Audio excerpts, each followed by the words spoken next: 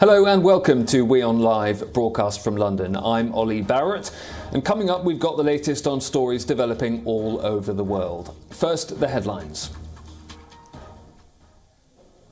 That if Glasgow fails, then the whole thing fails. The Paris Agreement. As world leaders descend upon Glasgow for the climate conference, the host, the UK, urges the world to commit to cutting down carbon emissions. London says efforts to halt global warming will fail if the leaders don't reach an agreement in Glasgow.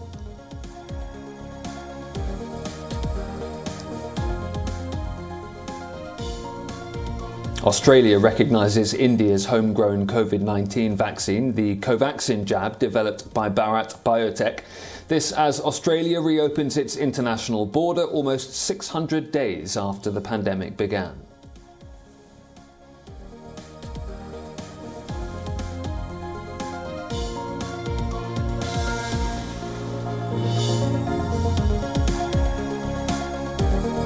Japanese Prime Minister Fumio Kishida's ruling LDP holds on to a stable majority in Sunday's parliamentary election. It's a victory for Kishida, who took power less than a month ago.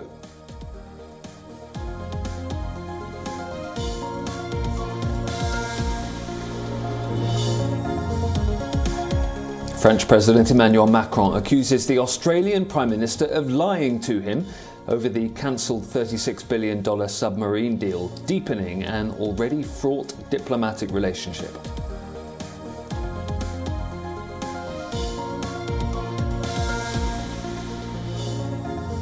China shuts down Shanghai Disneyland over a single coronavirus case, with tens of thousands in the park required to take a COVID test before leaving.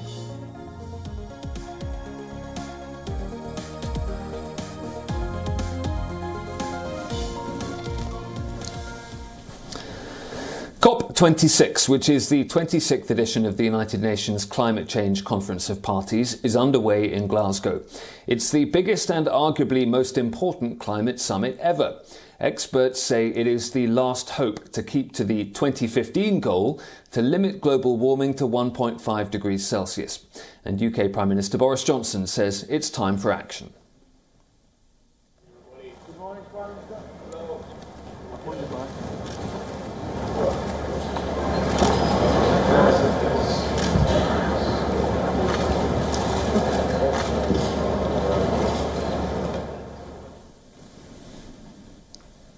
Boris Johnson, whose government has outlined its own plans to reach net zero carbon emissions by 2050, has welcomed moves to reduce pollution from countries including Saudi Arabia, Russia and the US.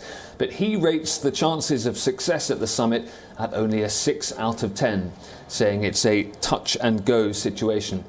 Meanwhile, amid a global energy shortage, President Biden is defending his policies, denying it's inconsistent for him on the one hand to push energy-producing nations to increase their output of fossil fuels, while on the other urging countries to transition to renewable energy. Playing with elevators.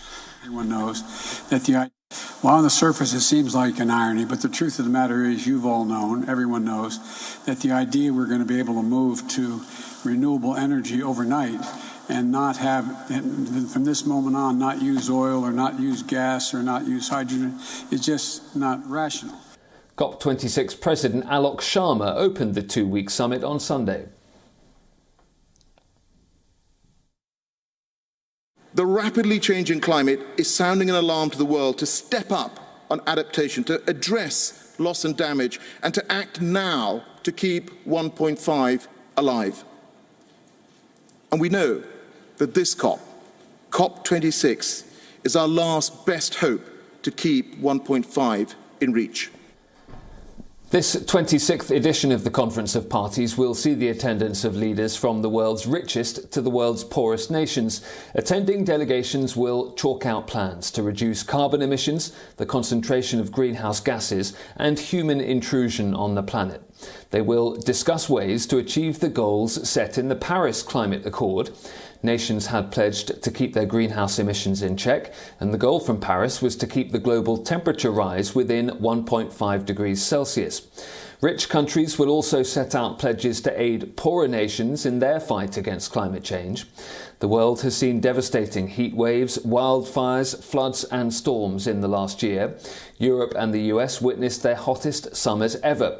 Scientists warn of more frequent calamities and the destruction of ecosystems amid these rising temperatures.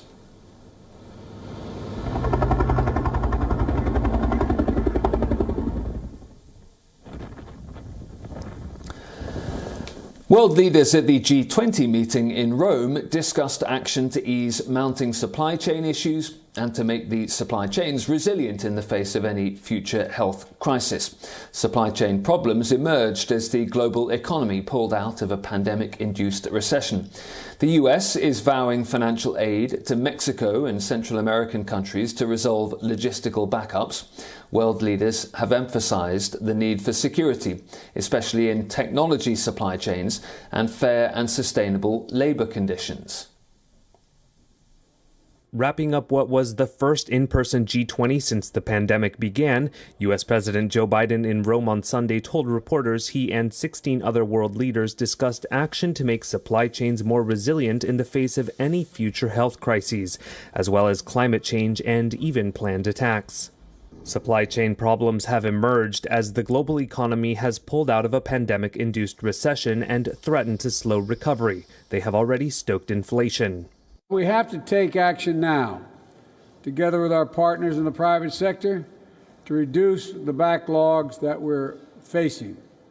And then we have to prevent this from happening again in the future. The G20 meeting also drew criticism for not taking enough political action to make good on climate promises. Biden blasted China and Russia for the inaction on climate change. With regard to the disappointment relates to the fact that Russia and including not only Russia but China basically didn't show up in terms of any commitments to deal with climate change. Separately, Biden said Britain, Germany and France came together on a shared belief that diplomacy is the, quote, best way to prevent Iran from getting a nuclear weapon, and discussed ways to get back to the negotiating table. Biden also said that the United States will respond to actions Iran has taken against Washington's interests, including drone strikes. Biden will now head to the UN COP26 climate talks in Glasgow, Scotland, and join other world leaders to discuss ways to address some of the world's most pressing environmental issues. Well, while we're on the topic of diplomacy, a row over fishing rights between Britain and France continues to escalate and could turn into a fully blown trade war. British Prime Minister Boris Johnson and French President Emmanuel Macron met on the sidelines of the G20 to discuss the matter, but both countries gave a very different picture of the meeting. The UK says it's now up to France to step back from threats over port access. France says the ball is in Britain's court. London says if France goes ahead with threats to impose restrictions on trade this week due to the fishing row, then it could take legal action for breaches of the Brexit trade deal. There are theoretical reasons to suspect that some of the changes might... Well, France has made completely unacceptable threats, first of all to our fishermen, but also to the Channel Islands in terms of their energy supply. And we need them to withdraw those threats. If they don't withdraw those threats, we are prepared to use the dispute resolution mechanism in the trade deal we signed with the EU to take action against the French. They have behaved unfairly. The fishing licences were awarded entirely in accordance with the trade deal we negotiated, and we now need them to withdraw those unreasonable threats that they've made. French President Emmanuel Macron has warned of retaliatory measures if Britain doesn't act to ease the situation. The French deadline for more fishing licences to be granted is Tuesday.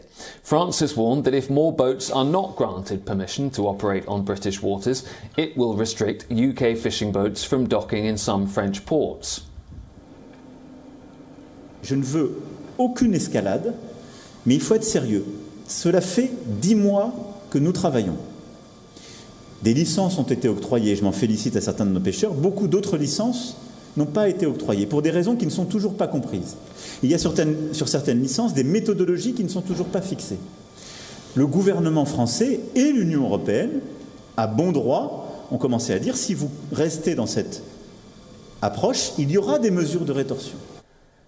The UK's relations with France have become increasingly strained since Britain voted to leave the EU in 2016. They were also hit by the AUKUS deal, which saw Australia cancel a $60 billion submarine contract with France.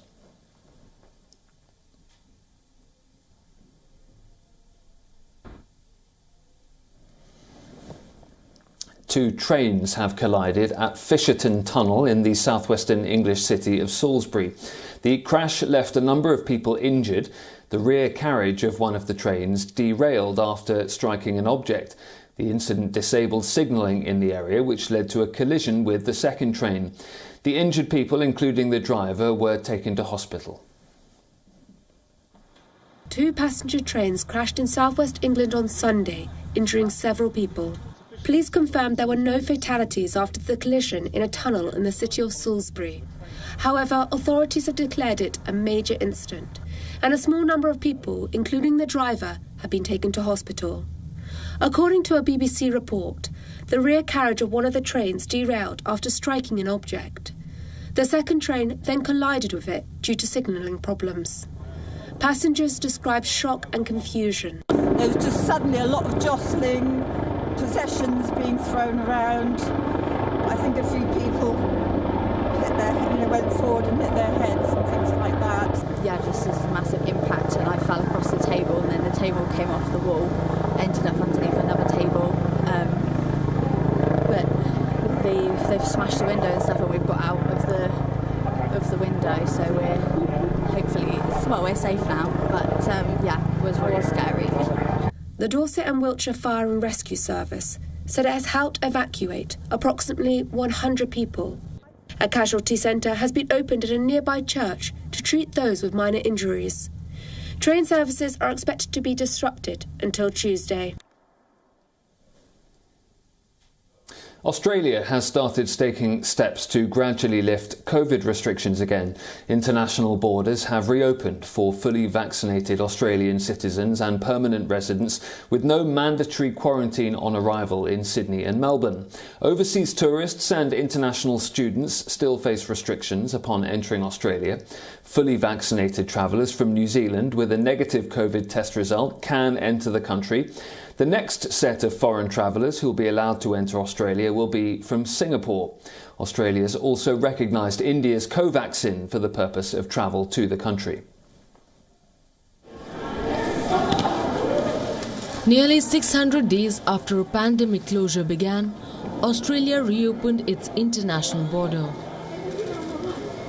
As passengers began to trickle into the arrivals terminal at the Sydney airport, emotional scenes unfolded as loved ones reunited.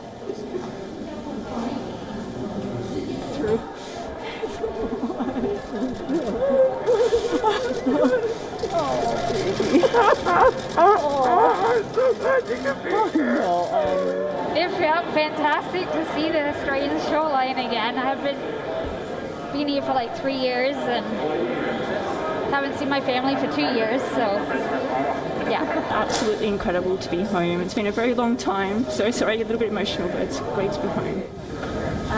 On March 20th, 2020, Australia introduced some of the world's toughest restrictions to contain the spread of coronavirus. Almost all travel to the island continent halted.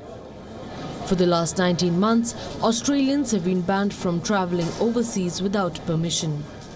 Families were split across continents. Tens of thousands of nationals were stranded overseas.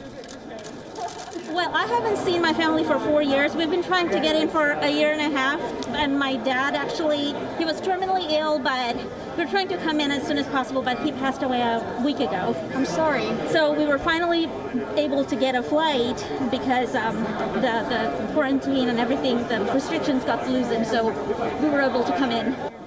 The ones who did get permission to enter were forced to spend thousands of dollars and agree to quarantine for 14 days in a hotel room.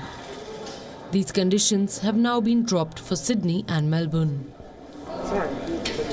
Much better. I feel confident to come back because if there was a quarantine factor, that was just stopping me to go. I'll come back 14 days total quarantine. I think that was a stopping factor for me. but now I'm pretty excited. There's no quarantine. Yeah, that's fine. I can freely travel and come back. Australian Prime Minister Scott Morrison said it was a big day for Australia. He added that the country was now ready for takeoff. Travel, however, is expected to resume slowly. Over 1 million foreign residents remain stuck in Australia as relaxed rules apply mainly to citizens and permanent residents. The 14-day mandatory hotel quarantine rule will also stay in place for states with lower vaccination rates. Meanwhile, Australia has also recognised India's co-vaccine for the purpose of travel to the country. Thank you. This recognition is for travellers aged 12 and over who have been vaccinated with Covaxin. It would have a significant impact on the return of international students and travel of skilled and unskilled workers to Australia. Bureau Report, WION World is One. In a big win for Japanese Prime Minister Fumio Kishida, his ruling party has held on to its single-party majority. Kishida's Liberal Democratic Party defied expectations and claimed 261 seats, exceeding the majority required of 233. 64-year-old Kishida took power only a month ago. Initial exit polls had suggested the LDP would need to rely on its coalition partner for a majority. And with its junior coalition partner Komeito claiming 32 seats, the coalition now has a total of 293 together. The LDP has dominated Japanese politics for decades, but was criticised for its handling of the COVID pandemic. 大変厳しい選挙でありましたが、引き続き自公政権の安定した政治の下で、そして岸田政権の下で、この国の未来を作り上げていってほしいという民意が示されたことを大変ありがたく、また身が引き締まる思いで受け止めております。 Kishida has promised to focus on defence and has pushed to increase military spending. He's also vowing to strengthen the Quad alliance. India, the US and Australia are part of the grouping which aims to counter what it sees as China's expansionist ambitions in the Indo-Pacific region. Kishida's predecessor, Yoshihide Suga, stepped down in September after just a year in office. That resignation came amid plummeting poll ratings for the LDP after an unpopular push to continue with the Tokyo Olympics, despite concern about surging COVID-19 cases.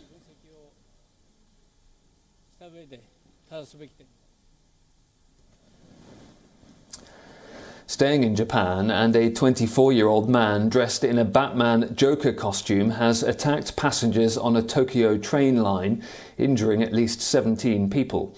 In videos circulated on social media, passengers were seen trying to get out of the train after it made an emergency stop. Police arrested the suspected attacker on the spot at the Keio Express line bound for Shinjuku. A man dressed as Batman's Joker attacked passengers on a Tokyo train line on Sunday evening, injuring 17 people, as many partygoers headed into the city centre for Halloween gatherings, Japanese media reported. One video uploaded to social media shows hordes of people running away from a train carriage. Another video shows passengers clambering out of windows onto the station platform. Speaking to local media, witnesses said the attacker was armed with a knife and spread fluid around the train to start a fire. Police arrested the suspected attacker on the spot, media reported, on the day the nation voted in a parliamentary election. Shifting our focus to East Africa now, where Tigray rebel forces have claimed the capture of strategic locations around a North Ethiopian town. A Tigray People's Liberation Front spokesman claims in a tweet that the rebel forces are firmly in control of Kombolcha. The claim comes just a day after rebels claimed the capture of Dessie, which is also in the Amhara region. The Ethiopian government, however, is denying this and says federal forces are mounting a fierce battle for both Kombolcha and Dessie. If confirmed, the capture of Kombolcha would reflect a rapid advance by the Tigray People's Liberation Front in the nearly year-long war. Much of northern Ethiopia is under a communications blackout, and access for journalists is restricted, making battlefield claims difficult to independently verify. Residents in Kombolcha say gunfire could be heard in the streets, and some residents say they spotted Ethiopian troops leaving on trucks. A heavy military build-up's been reported by residents in Dessie. Prime Minister of Ethiopia, Abiy Ahmed, made a statement on Facebook after Tigrayan forces claimed to take another town on a highway linking Ethiopia's capital to the port of Djibouti. He urged citizens to fight against the rebel forces and consider it as a duty. Ethiopia's military has continued to carry out airstrikes on Tigray. That's drawn international condemnation. The government says the bombardments were aimed at a military training facility, allegedly aiding the TPLF. The aerial bombardments, which began nearly 2 weeks ago, have disrupted UN access to areas where people are facing famine-like conditions and human rights violations.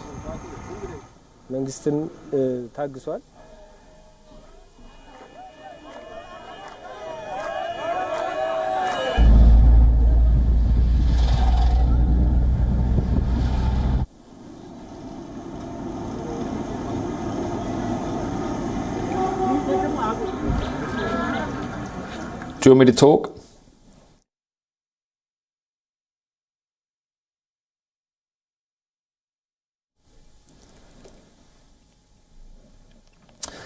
And we're taking live pictures now from the COP26 summit in Glasgow, where Narendra Modi, the Indian Prime Minister, is meeting with Boris Johnson, his British counterpart. Boris Johnson, the host of this conference, along with the United Nations. Boris Johnson wants success at the summit to show that Britain can show global leadership after Brexit, but he has been managing expectations heading into the conference, suggesting that there is a small chance of the kind of agreements that Boris Johnson is saying need to be put in place if the world is to limit catastrophic climate change. India clearly a key attendee at this summit. Boris Johnson and the British government very pleased indeed that Narendra Modi is attending in person. There has been some dismay here in the UK privately that some leaders from around the world aren't turning up in person, among them Chinese President Xi Jinping, Russian President Vladimir Putin, to name just two. There have been some chaotic scenes in and around the summit, transport difficulties for many people getting there on Sunday, difficulties for many of the delegates getting into the summit itself today as it really kicks off. But as I say, Boris Johnson will be hoping that his meetings with Narendra Modi and other leaders at the summit in Glasgow will lead to significant agreements, with countries committing to limit their carbon emissions and get to net zero as quickly as possible. But there will also be those discussions continuing with richer nations pledging money for poorer nations to also fight climate change and the effects of it. As I say, coming into this summit, Boris Johnson had wanted to use COP26 to show that Britain can continue to show leadership on the global stage. And we will have ongoing coverage from Glasgow over the next few days and from here in London as well as COP26 continues. Do stay tuned to WION World is One.